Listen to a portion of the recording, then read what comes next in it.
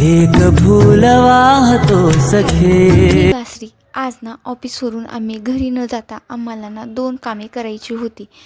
एक म्हणजे आम्हाला ना आमच्याकडे काहीच प्लॅन्ट नव्हते, तेच आम्हाला आज खरेदी करायचे होते. आम्ही जेव्हा रूम शिफ्ट केली ना तेव्हा आम्ही अगोदरचे रूमवर जे प्लॅन्ट होते ना आम्ही ते घेऊन आलोच नाही आहेत. माझं तर मनच होत नव्हतं की ते प्लॅन्ट आम्हाला तिथंच ठेवायचे, पण यांचं म्हणणं असं होतं की आपण जर ते प्लॅन्ट इकडे उचलून आणले तर तिथं छान रुजलेले आहेत आणि ते इकडे घेऊन आलो तर ते नीट राहणार नाही आहे, ते सुकूनच जातील आणि तिथं जर राहिले तर भले ते आपल्याला बघता येणार नाही आहेत, पण ना जे तिथं राहायला येणार आहेत ना त्यांना तर खूप आनंद होईल.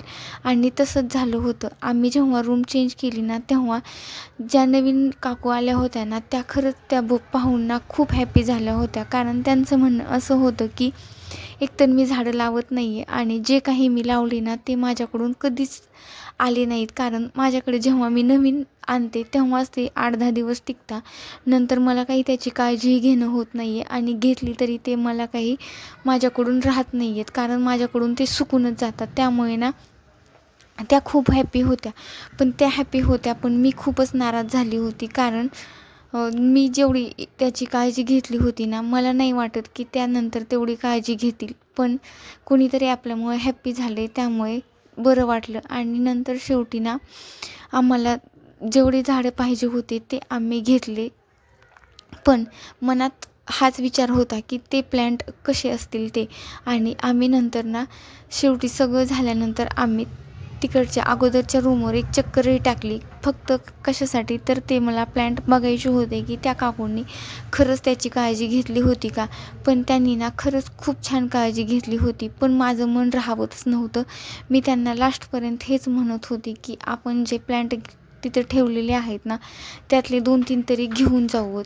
नंतर पैसे देऊन आम्हाला जायचं होतं वैष्णवदेवी मंदिर गार्डनमध्ये, कारण आज आमच्याकडे टाईम होता आणि आम्हाला असा तरी काही टाईम भेटत नाही आहे. फ्रायडेला एक दिवस सुट्टी असती, पण त्यामध्ये पण बरेच काही कामे ठेवलेली असतात पेंडिंगमध्ये, जे की आपण सुट्टी दिवशी करू म्हणून आम्ही तो प्लॅन केलेला असतो. त्यामुळे आज टाईमही होता आणि घरी जाऊन काही एवढं जेवणही बनवायचं नव्हतं, त्यामुळे म्हणलं आपण आलोच आहोत इकडे तर आपण दोन्ही कामे करून घेऊ. नंतर आम्ही गार्डनमध्ये आलो. इथं ना आमचं जेव्हा टाईम भेटेल ना तेव्हा येणं जाणं होतंच, कारण आम्ही राहतो MIDCमध्ये आणि त्यामुळे इकडं फिरायला काही एवढं नाही आहे, पण हे आमच्या ऑफिसजवळच गार्डन आहे छोटंसं, त्यामुळे आम्ही ना आमचं बऱ्याच वेळेस तिथं जाणं येणं होतंच, कारण गार्डनमध्ये ना झाडे झुडपे बघून थोडंच मनाला शांत वाटते, कारण दिवसभर ऑफिसमध्ये तेच कामे आणि दगदग झालेली असते. त्यामुळे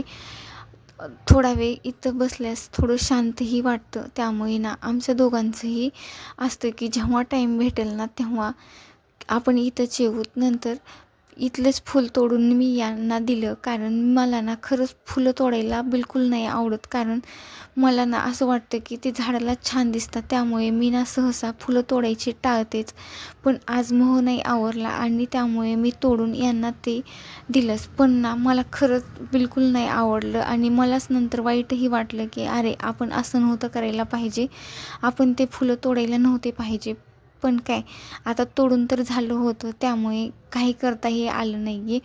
आणि नंतर आम्ही आलोत घरी आणि घरी आल्यानंतर जे काही प्लॅन्ट आणले होते तेच वॉश करून मी ठेवले होते. त्यातला एक प्लॅन्ट ना मी टेबलवर ठेवायचं ठरवलं होतं आणि तेच कामं मी करत होती. ते आल्यानंतर आणि ठेवल्यानंतर ना मला इतकं छान वाटत होतं, कारण घरामध्ये सकाळी उठल्यास आणि संध्याकाळी आपण ऑफिसवरून आल्यास जेव्हा ते प्लॅन्ट दिसताना ते प्रसन्न वाटतं. त्यामुळे ना मला ना सहसा घरामध्ये प्लॅन्ट खरंच खूप आवडतात आणि माझं तेच काम आता सध्या चालू आहे की आपण एक खरेदी करायची आणि आपण अगोदरच्या रूमवर केलं होतं ना तसेच प्लॅन्ट आणखीनही वाढवायचे आणि माझं तेच काम हळूहळू चालू आहे. एक झाडं घ्यायचे आणि आपण त्यालाच नीटनेटके जपायचे.